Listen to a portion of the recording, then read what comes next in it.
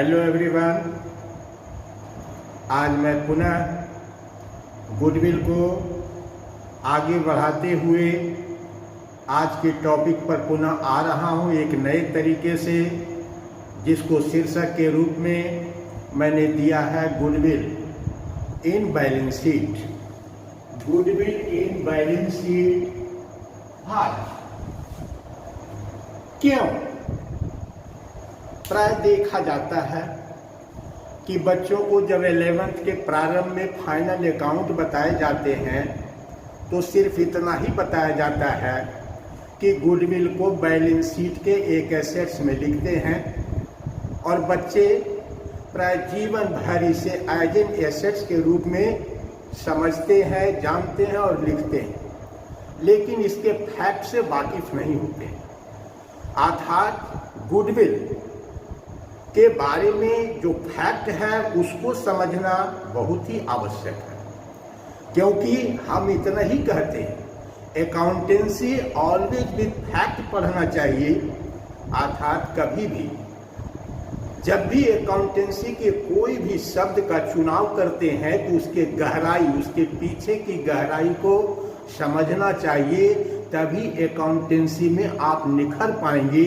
अन्यथा सिर्फ goodwill as an assets कह के आप निकल जाएंगे। इन द लॉन्ग रन धीरे धीरे जब हम आगे बढ़ते हैं, बड़े होते हैं, 12th पार्ट 1 पार्ट 2 CS में जाते हैं तो ज़्यादा से ज़्यादा इतना समझ पाते हैं कि goodwill is a fixed intangible assets. अर्थात ख्याति एक अमूर्त संपत्ति होती है जिसे न हम देख सकते हैं न छू सकते हैं, इतना भर की जानकारी हमको प्राप्त होती है। लेकिन गुडविल की उत्पत्ति ओरिजिन कैसे होती है, क्यों होती है, इसे बैलेंस शीट में क्यों जगह दिया जाना चाहिए, क्यों जगह नहीं दिया जाना चाहिए, आज का मेरा टॉपिक का प्रश्न ही यही है।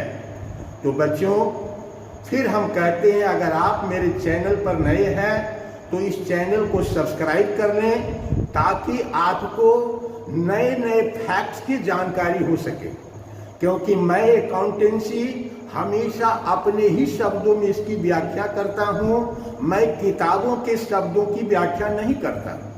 That is my on concept. यह मेरा खुद का कंसेप्ट है जो प्राय किसी भी प्रकार से बुक्स में पाए नहीं जाते। और जब आप इसको समझेंगे तो आपको लगेगा कि वास्तव में हम गुडविल को मिस कर रहे हैं, गुडविल के सच्चाई को नहीं समझ रहे हैं, सिर्फ गुडविल को एक एसेट्स की भूमिका में हम देख रहे हैं जिसे प्राय बैलेंस शीट के एसेट्स में लिखा जाता है।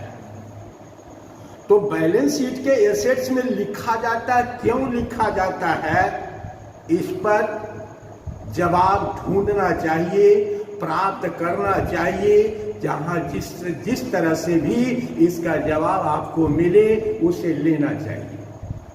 कल पिछले वीडियो में मैंने आपको डिस्कस किया था नेचर ऑफ गुडविल के बारे में, जिसमें nature of dog, nature of cat and nature of rat की बात किए थे। अर्थात इसे समझने के लिए हमने आपको एग्जाम्पल स्वरूप भी दिया था कि कुत्ते के स्वभाव की ख्याति, अर्थात वो वफादार होता है, वह किसी एक स्थान से बंधा हुआ नहीं रहता। दैट मीन्स व्यापार का रेपुटेशन हमेशा मालिक के साथ जुड़ा हुआ होता है। अगर व्यापार से मालिक हट जाए तो उस व्यापार की कोई रेपुटेशन नहीं बच जाती है, क्योंकि वह व्यापारी के साथ ही रेपुटेशन चला जाता है। दैट मीन्स ऐसे ख्याति का कोई मूल्य नहीं होता है। हम बार बार मूल्य की बात क्यों करते हैं, क्योंकि गुडविल भी प्राय खरीदे और बेचे जाते हैं। गुडविल के भी अपने एक मूल्य होते हैं, लेकिन कब, कितनी मात्रा में गुडविल का मूल्य होना चाहिए, इस फैक्ट को समझना बहुत ही आवश्यक है। मैंने दूसरा नेचर एज ए रैट के रूप में पढ़ाया था, बिल्ली के स्वरूप में। बिल्ली का स्वभाव होता है अर्थात आस पड़ोस के 10 घरों में उछल कूद करना। दैट मीन्स हमने एक क्लॉथ मर्चेंट या रेडीमेड मार्केट का उदाहरण दिया था जिस मार्केट के अंतर्गत 10 दुकान है, अर्थात जब कोई कंज्यूमर इस मार्केट में रेडीमेड कपड़ों को खरीदने के लिए प्रवेश करता है तो इन्हीं 10 दुकानों में से किसी एक दुकान में वह परचेजिंग करता है और तब वह मार्केट से बाहर आता है। दैट मीन्स वह शहर के दूसरे स्थान के दुकानों पर नहीं जाते। तो बिल्ली के स्वभाव की जो ख्याति होती है उसका कुछ तो मूल्य होता है, और कितना होता है तो वह चूहे के स्वभाव की ख्याति का अनुपातिक होता है। अगर चूहे के स्वभाव की ख्याति का मूल्य 1 रुपया है और अगर इस स्टोर में, इस मार्केट में 10 दुकान है, तो वैसी परिस्थिति में हम कह सकते हैं कि इसके गुडविल का मूल्यांकन 10 पैसा होना चाहिए। दैट मीन्स चूहे के ख्याति का मूल्यांकन अगर 1 रुपया हम करते हैं तो प्रायः यह बिल्ली वाले स्वभाव की ख्याति का मूल्यांकन हम 10 पैसा करेंगे। स्वाभाविक रूप से यहाँ पर प्रश्न का उत्तर मिल गया है कि चूहे की स्वभाव की ख्याति का मूल्य बहुत ज्यादा होता है। क्यों ज्यादा होता है? क्योंकि यह रेपुटेशन प्राय उसी स्थान से बंधा हुआ होता है। मीन्स जिस प्रतिष्ठान पर हम देख रहे हैं उसी प्रतिष्ठान के साथ यह रिपोर्टेशंस बना हुआ रहता है, अर्थात उस प्रतिष्ठान पर कोई आवे, कोई चला जाए, कोई इधर उधर हो जाए, लेकिन गुडविल उसी स्थान के साथ बंधा हुआ रहता है। अर्थात इस प्रकार के रेपुटेशन जो गुडविल होते हैं उसका मूल्य अधिकतम होता है, क्योंकि उस प्रतिष्ठान में किसी के आने अथवा जाने से प्राय उस जगह का रेपुटेशन पर कोई प्रभाव नहीं पड़ता है। यही कारण है कि चूहे के स्वभाव की ख्याति का मूल्य ज्यादा होता है बनिस्पत बिल्ली के स्वभाव की ख्याति से। तो कल हमने पिछले वीडियो में इसकी चर्चा किए थे, अर्थात अगर आप चैनल पर नए आए हैं तो पिछले वीडियो को आप देखेंगे और इस वीडियो को कंटिन्यू आप करेंगे। मैं बहुत सारे सटीक उदाहरण के द्वारा आपको गुडविल समझाने का प्रयास करूंगा। सबसे पहले हमने लिखा है कि there are 2 types of goodwill. एक है इंटरनल गुडविल और दूसरा है एक्सटर्नल गुडविल। शायद अपने जीवन में ये पहली बार नाम सुन रहे होंगे कि इंटरनल गुडविल भी होते हैं और एक्सटर्नल गुडविल भी होते हैं। शायद, और बिल्कुल हमारा मानना बिल्कुल सही है कि आपने इंटरनल गुडविल और एक्सटर्नल गुडविल के रूप में आज तक आपने कुछ भी नहीं सीखा होगा, तो स्वाभाविक रूप से गुडविल को अच्छी तरह से आप नहीं समझ पाएंगे। हम एक एग्जाम्पल्स के द्वारा गुडविल को समझाते हैं कि इंटरनल गुडविल क्या होते हैं और एक्सटर्नल गुडविल क्या होते हैं। फर्स्ट ऑफ ऑल, जब हम किसी भी व्यापार को शुरू करते हैं, गुडविल क्या होता है? गुडविल कभी कभी बनावटी होता है, manipulations. That means balance sheet कभी कभी मैनिपुलेटेड होते हैं। मैनिपुलेटेड का मतलब हम उसको अपने तरीके से बनाते, मीन्स वास्तविकता से हटकर कुछ अवास्तविकता को भी उसमें रख देते हैं और लोगों को सामने में उसे रखते हैं ताकि लोग भी उसको इसी अवास्तविकता को वास्तविकता मान लें। यद्यपि कि जो बैलेंस शीट के पढ़ने वाले लोग होते हैं, जिसके पास बैलेंस शीट का गूढ़ ज्ञान होता है, वह प्रायः हर एक एसेट्स एंड लायबिलिटीज को पूरी तरह गहराई तरीके से फैक्ट के रूप में उसको समझना चाहता है। और मैं हमेशा फैक्ट की बात करता हूँ, मैं कभी किताबों और कभी पृष्ठों से नहीं पढ़ाते हैं, अर्थात मैं अपने दिल से इसको पढ़ाता हूँ। Suppose that first of all, जब हम किसी व्यापार को शुरू करते हैं तो आपका बैलेंस शीट है 5 करोड़ लायबिलिटीज के तरफ और 5 करोड़ एसेट्स के तरफ। दैट मीन्स यह एसेट्स है और ये लायबिलिटी। एक प्रारंभिक स्थिति है कि जब हम किसी नए व्यापार को शुरू करते हैं तो जितना व्यापार में धन आए जो कैपिटल के रूप में लगाते हैं, चाहे मैं स्वयं का पैसा लगाता हूं या बाहर के लोगों से कर्ज लेते हैं, बैंक से कर्ज लेते हैं, सभी व्यापार के माथे पर एक प्रकार का कर्ज अथवा बोझ होता है। तो लायबिलिटी दैट मीन्स कहां से व्यापार में रुपया लाकर लगाया गया है एज ए कैपिटल के रूप में। तो प्रारंभिक रूप में अगर 5 करोड़ का कैपिटल लगाया गया है तो हमारे पास 5 करोड़ की वास्तविक संपत्ति होती है। वास्तविक संपत्ति का मतलब रियल एसेट्स, अर्थात हमेशा assets and liabilities always equal क्यों होता है और ये क्यों चलता है, आज इस पर भी हम चर्चा करेंगे। First of all balance sheet का एक प्रारंभिक स्वरूप आपके समक्ष रखा। अब दूसरा प्रश्न है कि हम व्यापार क्यों करते हैं। स्वाभाविक रूप से व्यापार में 2 रिजल्ट को प्राप्त करने के लिए व्यापार किया जाता है, आइदर प्रॉफिट का रिजल्ट और लॉस का रिजल्ट, अर्थात ये दोनों व्यापार की संभावनाएं हैं, लाभ भी हो सकते हैं और हानि भी हो सकते हैं। हम जो भी व्यापार करते हैं तो हर वर्ष एक वार्षिक खाता बनाते हैं, इसी बात को जानने के लिए कि हमारे व्यापार में कितना वर्ष भर में के लेन देन से लाभ कमाया गया है अथवा गमाया गया है अथवा उड़ाया गया है। यही 2 रिजल्ट को प्राप्त करते हैं हम वार्षिक खाते को बनाकर। एक प्रॉफिट की स्थिति होती है, दूसरी लॉस की स्थिति होती है। प्रॉफिट की स्थिति का मतलब क्या होता है, अर्थात आपने 5 करोड़ से व्यापार शुरू किया, अगर हम कहते 50 लाख रुपए का प्रॉफिट हुआ है, दैट मीन्स अब आपके पास वास्तविक संपत्ति 5.5 करोड़ की हो गई है, 5 करोड़ 50 लाख की हो गई है। अर्थात 1 वर्ष के बाद इसके बैलेंस शीट की स्थिति हर साल बदलती रहती है। हर साल इसकी इक्वलिटी, बराबर की होने की जो बातें होती है वो हमेशा बदलते रहता है, एक जैसा कांस्टेंट नहीं रहता है, स्थिर नहीं रहता है। और ये जो बदलता है वह किन कारणों से बदलता है, तो यही 2 कारण हैं जिसके चलते बैलेंस शीट के स्वरूप में, प्रारंभिक स्वरूप में आमूल चूल परिवर्तन होते हैं। वह एक है लाभ कमाने पर और दूसरा है हानि कमाने पर। लाभ कमाने पर क्या होता है, आपके एसेट्स 50 लाख से इंक्रीज कर गया, दैट मीन्स अब आपकी संपत्ति 5 करोड़ 50 लाख हो गई। संपत्तियां लाभ कमाने से बढ़ती हैं, अर्थात जो भी लाभ कमाते हैं लाभ के बराबर आपकी संपत्ति में वृद्धि होती है। और अभी liabilities as it is constant रूप में रखा हुआ है, यद्यपि कि इसको भी दोनों बराबर की स्थिति में चलना चाहिए। यही कारण है कि यह 50 लाख इधर प्रॉफिट के रूप में हम लिखते हैं, जिसे प्रायः पीएल अकाउंट कहते हैं, और इस प्रकार बैलेंस शीट की इक्वलिटी हमेशा बनाए रखते हैं।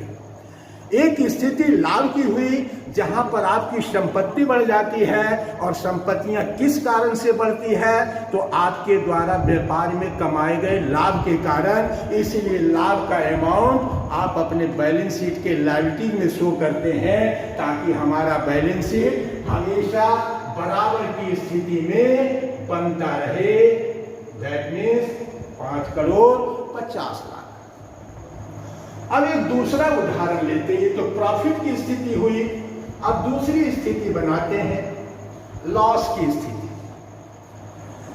व्यापार में अगर हम हानि कमाते हैं तो इसका सीधा सा मतलब है आप अपनी संपत्तियों को खो देते हैं।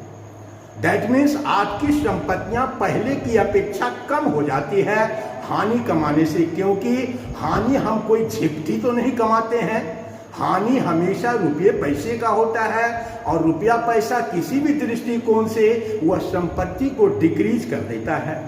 सपोज दैट अब हम मानते हैं कि आपने 50 लाख रुपए की हानि कमा लिया, दैट मीन्स तब यह -50 लाख होंगे, और इस प्रकार से आपकी संपत्ति की इक्विलिटी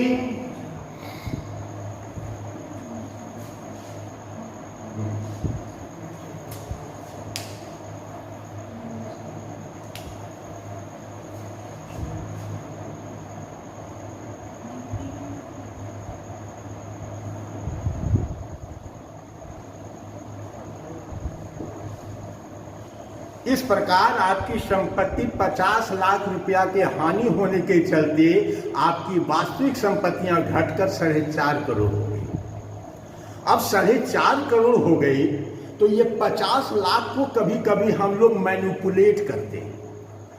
एक तो तरीका शुद्ध और सही तरीका यही है कि आधार जितना 50 लाख का लॉस हुआ है उस लॉस को लायबिलिटीज में घटा दिया जाए।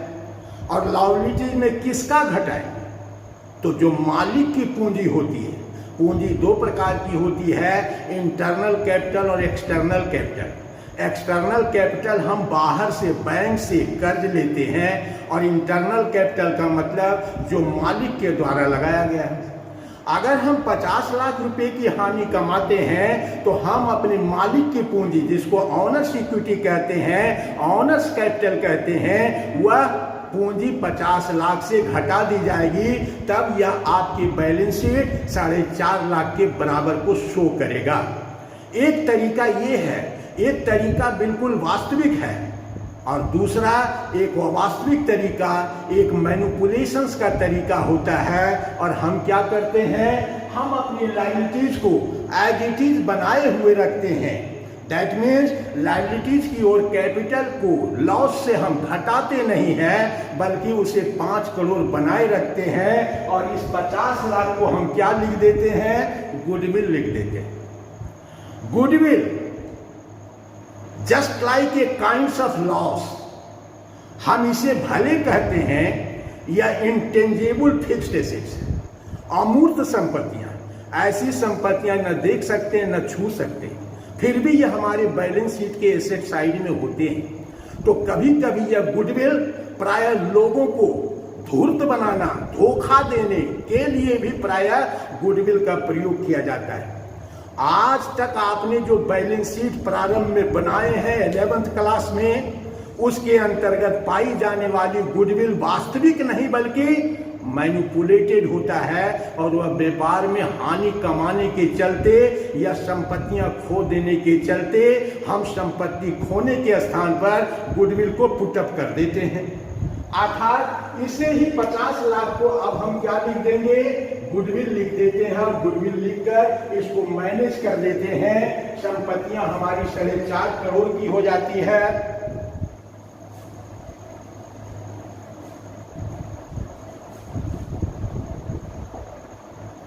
और इस प्रकार 50 लाख जोड़ देने के बाद यह भी आपका 5 करोड़ बन जाता है, और तब इसको लिखते हैं गुडविल। ऐसी परिस्थिति में goodwill is a kind of loss, अर्थात मैं अपने हानि को छिपाने के लिए गुडविल शब्दों का सहारा लिया है। हमारी लायबिलिटीज एज इट इज बना हुआ है, हमारी संपत्ति 50 लाख हानि कमाने से नष्ट हो गई है, तो उस 50 लाख की भरपाई हम गुडविल को लिख कर करते हैं। अर्थात ऐसे जो गुडविल होते हैं pure is a kind of loss होते हैं। अर्थात इस गुडविल को हमेशा मैनिपुलेटेड अमाउंट ऑफ गुडविल कहा जाता है, और इस गुडविल को प्राय कभी भी राइट ऑफ करना पड़ता है। अपने व्यापार के कमाए गए लाभ से इसको हम राइट ऑफ करते हैं, आप लिखित करते हैं। दैट मीन्स बैलेंस शीट में गुडविल का मौजूद होना कोई व्यापार की अच्छी स्थिति नहीं बताता है, वह बैड स्थिति, बैड कंडीशंस को बताता है। इसे ही कहते हैं इंटरनल गुडविल। इंटरनल गुडविल जो होते हैं वह सेल्फ जनरेटेड होते हैं। दैट मीन्स इसकी परिकल्पना हमने किया है, कोई हमने रेपुटेशन बाजार में कमाया नहीं है। अगर रेपुटेशंस कमाते तो व्यापार में लाभ की स्थिति बनती, हानि की स्थिति कभी नहीं बनती। अर्थात हानि कमाना प्राय किसी व्यापार के रेपुटेशंस को कभी रिप्रेजेंट नहीं करता है, वह रेपुटेशंस नहीं होते हैं। यद्यपि कि reputation goodwill always a good name of business, और यह बिल्कुल व्यापार का रेपुटेशंस होता है, जिसके चलते हम अन्य दूसरे उसी प्रकार के व्यापार से अधिक लाभ कमाने की क्षमता रखते हैं। प्राय ऐसे गुडविल को, इसको इंटरनल गुडविल कहते हैं, ऐसे गुडविल को प्राय अकाउंटिंग स्टैंडर्ड के द्वारा लिखने की अनुमति नहीं होती है। फिर भी हम फाइनल अकाउंट में बार बार गुडविल लिखते हैं, लेकिन कभी उसके फैक्ट को समझने का प्रयास नहीं करते हैं। तो आज फैक्ट समझ जाइए, जो सोल प्रोप्राइटरशिप होते हैं और पार्टनरशिप फर्म होते हैं, प्राय वही इस प्रकार के गुडविल को एसेट्स के तरफ लिखे जाते हैं, जो is a kind of loss होते हैं। वह कभी रेपुटेशंस का बोध नहीं कराता है। यह गुडविल अकाउंटेंसी के नियमों के अनुसार बिल्कुल सही नहीं। इसको बैलेंस शीट के एसेट्स में लिखने का कोई स्थान नहीं है। फिर भी सोल प्रोप्राइटरशिप और पार्टनरशिप ऐसा ही काम करते हैं। तो समझना चाहिए कि यह गुडविल कोई संपत्ति नहीं है, बल्कि व्यापार में कमाए गए हानि को झांपने का, छिपाने का एक तरीका मात्र है, जिसे गुडविल से ढक देते हैं और इस प्रकार दूसरे के सामने वो बैलेंस शीट रख देते हैं। जिसको बैलेंस शीट के पढ़ने की जानकारी नहीं होती है, तो वह भी प्रायः इसे गुडविल एज एन एसेट्स के रूप में मान लेते हैं। और हमारा यही मनवाने की टेंडेंसी के चलते यह गुडविल हम इसको लिखते हैं। यह इंटरनल गुडविल है। इंटरनल गुडविल को कभी भी बैलेंस शीट के अंतर्गत लिखने की अनुमति अकॉर्डिंग टू एक्ट नहीं देता है। लेकिन एक गुडविल है जिसको कि बैलेंस शीट में लिखने की इजाजत होती है और हम तरीके से उसको लिखते हैं। वह कहलाता है एक्सटर्नल गुडविल। एक्सटर्नल गुडविल की चर्चा हम करेंगे। पहले इंटरनल गुडविल की पहली चर्चा पूरी तरह से समाप्त करें। तो इतना तो बच्चों आप समझ गए होंगे कि बैलेंस शीट में जो गुडविल लिखते हैं वह बिल्कुल बनावटी है, दिखावटी है, धोखा देने के लिए इस गुडविल को बैलेंस शीट में लाया गया है। अर्थात अपने व्यापार के हानि रूपी स्वरूप को झांपने के लिए, ढकने के लिए हम बैलेंस शीट के एसेट्स में गुडविल डाल देते हैं। क्योंकि 50 लाख के बराबर एसेट्स एज ए लॉस के रूप में हम खो चुके हैं, तो उसकी भरपाई हम कहां से करेंगे? तो हम गुडविल को ठूंस देते हैं, घुसा देते हैं बैलेंस शीट में और इस प्रकार एसेट्स एंड लायबिलिटीज को इक्वल कर देते हैं। यह इंटरनल गुडविल कहलाता है और इंटरनल गुडविल को कहा जाता है कि इसे प्रायः कैपिटल से ही मैनिपुलेशन किया जाना चाहिए, एसेट्स के तरफ एज ए गुडविल के रूप में नहीं लिखना चाहिए। दैट मीन्स यह मालिक की हानि है, मालिकों से कंपनसेट करना चाहिए, मालिकों की पूंजी को घटा देना चाहिए। गुडविल के स्वरूप में इसे नहीं लिखना चाहिए। तो कभी कभी हम ऐसा काम करते हैं। अब आइए इसकी दूसरी स्थिति में जाते हैं। प्रायः हम 12th में पढ़ते हैं रिकॉन्स्टिट्यूशन ऑफ पार्टनरशिप फर्म, जिसके अंतर्गत हम पढ़ते हैं प्रॉफिट शेयरिंग रेशियो में परिवर्तन के कारण, किसी साझेदार के एडमिशंस के कारण, किसी साझेदार के रिटायर हो जाने के कारण, किसी साझेदार की मृत्यु हो जाने के कारण, हर स्थिति में प्राय गुडविल का एक मूल्यांकन किया जाता है। ये गुडविल जो मूल्यांकन किया जाता है ये इंटरनल गुडविल होते हैं और इंटरनल गुडविल कभी बैलेंस शीट में नहीं लाना चाहिए, बल्कि इसे बैलेंस शीट के बाहर ही प्राय साझेदार आपस में निपटा लेते हैं। आपस में निपटाने का मतलब वहीं पर गुडविल क्रेडिट हो जाते हैं और वहीं पर गुडविल डेबिट हो जाते हैं। दैट मीन्स उस गुडविल का कोई भी बैलेंस हमारे बैलेंस शीट में नहीं आता है। तो समझना चाहिए रिकॉन्स्टिट्यूशन ऑफ पार्टनरशिप फर्म, जब हम पार्टनरशिप को पढ़ेंगे तो उस समय फिर इसकी एक चर्चा की जाएगी कि ये सारे इंटरनल गुडविल होते हैं। और इंटरनल गुडविल का मतलब नए साझेदार के द्वारा लाया गया, पुराने साझेदार आपस में बांटकर उसको राइट ऑफ कर देते हैं। साझेदार रिटायर कर जाए, गुडविल का मूल्यांकन किया जाता है और उस गुडविल को भी प्रायः साझेदार ही आपस में एडजस्ट कर लेते हैं, किसी को क्रेडिट देकर किसी को डेबिट कर देते हैं। मृत्यु के समय भी यही बात होती है। दैट मीन्स ये जितने भी कंडीशंस होते हैं वह सब इंटरनल गुडविल का बोध कराता है। और इंटरनल गुडविल का इतना ही अर्थ निकला कि इंटरनल गुडविल हमेशा प्रायः बैलेंस शीट के पहले ही प्राय से डेबिट और क्रेडिट कर देना चाहिए। इसे बैलेंस शीट में नहीं लाना चाहिए। अगर बैलेंस शीट में लाते हैं तो यह तथ्यपूर्ण नहीं होगा। अर्थात इंटरनल गुडविल आप पूरी तरह से आप समझ गए होंगे। अब एक्सटर्नल गुडविल प्रायः कंपनी के क्षेत्र में आई। अभी मैंने सोल प्रोप्राइटरशिप और पार्टनरशिप दो की बात की। यही दो व्यक्ति होते हैं, यही दो व्यापारिक प्रतिष्ठान होते हैं जो प्राय गुडविल को मैनिपुलेट इन बैलेंस शीट करते हैं। बाकी company according to the act 2013 के अनुसार वो हमेशा अधिनियमों का पालन करता है। अर्थात अधिनियम जो उसको इजाजत देता है उसी फैक्ट को वो अपने बैलेंस शीट में रखता है, किसी दूसरे फैक्ट को नहीं मिलाता है। वहां पर इंटरनल गुडविल होते ही नहीं। वहां जब भी होते हैं एक्सटर्नल गुडविल होते हैं और एक्सटर्नल गुडविल को बैलेंस शीट के एसेट्स में दिखाने की इजाजत होती है। ये अधिनियम प्रायः उसको लिखने की इजाजत देता है। एक्सटर्नल गुडविल की उत्पत्ति कैसे होती है? एक्सटर्नल गुडविल की उत्पत्ति होती है प्रायः गुडविल कोई भी हो, इसकी उत्पत्ति हमेशा किसी एक प्रतिष्ठान के बंद होने पर गुडविल के बेचने और खरीदने पर ही गुडविल की उत्पत्ति होनी चाहिए। उसे ही कहते हैं एक्सटर्नल गुडविल।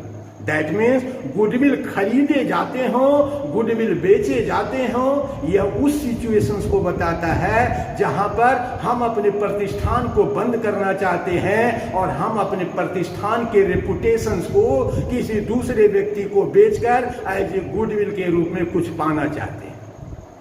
अर्थात जब गुडविल खरीदे और बेचे जाते हैं तो वह गुडविल एक्सटर्नल गुडविल होता है और एक्सटर्नल गुडविल को बैलेंस शीट में एसेट्स की तरह लिखा जाता है।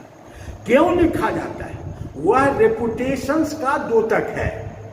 मीन्स बैलेंस शीट में यह लिखा गया गुडविल रेपुटेशंस को बताता है। रेपुटेशंस क्या कहता है? रेपुटेशंस कहता है कि अन्य उसी दूसरे प्रकार के व्यापार से इस व्यापार में लाभ कमाने की क्षमता अधिक है और इसी अधिक लाभ कमाने की क्षमता के चलते हम किसी प्रतिष्ठान को अगर परचेज करते हैं, खरीदते हैं तो वास्तविक संपत्ति के अतिरिक्त भी एक राशि का भुगतान करते हैं जिसे गुडविल कहते हैं। और यह गुडविल एक्सटर्नल होता है। यह बैलेंस शीट में अगर दिखाया गया है तो इसका एक मीनिंग होता है, एक अर्थ होता है। अर्थ क्या होता है? यह गुडविल प्राय व्यापार में नॉर्मल रेट ऑफ रिटर्न से ज्यादा कमाने की क्षमता रखता है। अर्थात अगर हमारा नॉर्मल रेट ऑफ रिटर्न व्यापार का, जिस व्यापार को हम कर रहे होते हैं वह 10% नॉर्मल रेट ऑफ रिटर्न अगर है तो यह प्रतिष्ठान नॉर्मल रेट ऑफ रिटर्न से कहीं ज्यादा 20-25% के प्रॉफिट को कमाता है। तो यह 15% दूसरे अन्य व्यापार से अधिक कमाने के लिए अगर 2-4-5 लाख गुडविल का भी हमको देना पड़े तो कोई फर्क नहीं पड़ता है, क्योंकि यह 15% अधिक जो सामान्य से कमा रहे हैं 2-4 वर्षों में वह दिए गए 4-5 लाख गुडविल की पूर्ति हम कमाए गए लाभ से कर लेंगे। अर्थात इस गुडविल को बैलेंस शीट में दिखाया जाता है। तो बैलेंस शीट में दिखाए जाने वाले गुडविल ऑलवेज एक्सटर्नल गुडविल होते हैं और इसकी उत्पत्ति हमेशा गुडविल के खरीदने और बेचने से होता है और तब उसी समय प्राय वैल्यूएशन ऑफ गुडविल होता है। वैल्यूएशन ऑफ गुडविल मीन्स ख्याति का मूल्यांकन कितना होना चाहिए। देने वाले भी सजग होते हैं और लेने वाले का तो कहना ही नहीं है, जितना उछल दीजिए। लेकिन देने वाले को हमेशा बीवेयर, सावधान रहना चाहिए और इसलिए वैल्यूएशन मेथड ऑफ गुडविल बनाया गया है। मीन्स ख्याति के मूल्यांकन करने की विधियां बताया गया है, उसके अनुसार ही हम गुडविल का मूल्यांकन निकालते हैं और तब बायर के द्वारा प्राय सेलर को उस गुडविल का भुगतान किया जाता है, जिसके बदले में बायर को कुछ नहीं प्राप्त होता है सिवा उस प्रतिष्ठान का एक रेपुटेशन। तो एक रेपुटेशन को हम प्राप्त करने के लिए प्राय गुडविल खरीदते हैं। तो गुडविल का मूल्यांकन ऑलवेज उस समय किया जाना चाहिए जब कोई एक प्रतिष्ठान किसी दूसरे प्रतिष्ठान के द्वारा खरीदा और बेचा जाता है। That goodwill is called external goodwill. तो बच्चों, आज पुनः मैं इसी जगह पर इस टॉपिक को अभी समाप्त कर रहा हूं। ऐसा नहीं समझिए कि यह गुडविल की कहानी समाप्त हो गई, आगे भी मैं आपको गुडविल बताऊंगा। आज मैंने आपको उस सत्य से अवगत कराया है जो सत्य आपकी पुस्तकों में उल्लेखित नहीं किया गया है।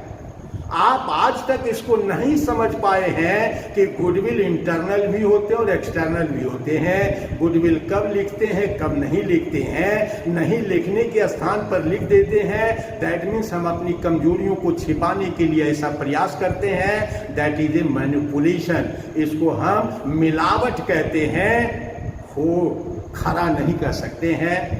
तो आज यहीं पर टॉपिक को समाप्त कर रहे हैं। पुनः मिलते हैं नेक्स्ट वीडियो में। तब तक चैनल को सब्सक्राइब कीजिए और आनंद से मेरे वीडियो को देखिए।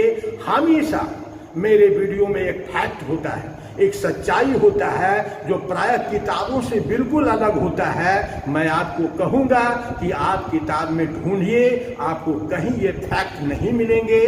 तो दैट्स ऑल। धन्यवाद।